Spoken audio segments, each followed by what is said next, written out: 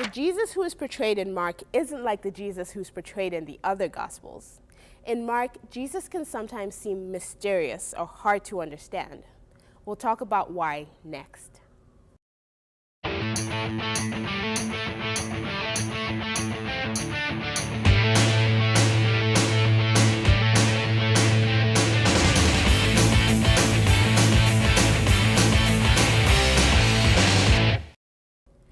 Mark is the only one of the four Gospels that was written by someone who had access to an eyewitness account of Jesus' ministry.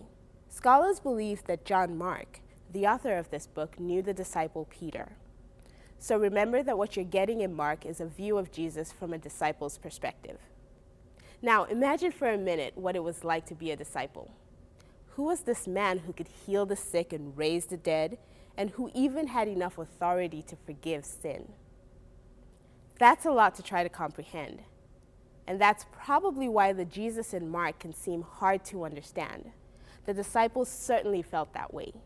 Even after they had seen him feed the multitude in chapter 8, the disciples still worried when they didn't have enough food of their own.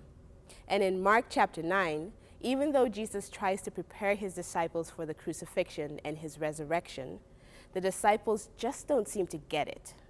The Bible says that the disciples understood not that saying and were afraid to ask him. But even if Jesus as portrayed by Mark is more challenging to understand, Jesus still comes across as kind, compassionate, and infinitely patient. Though he doesn't hesitate to reprimand his disciples, he doesn't lose faith in them either.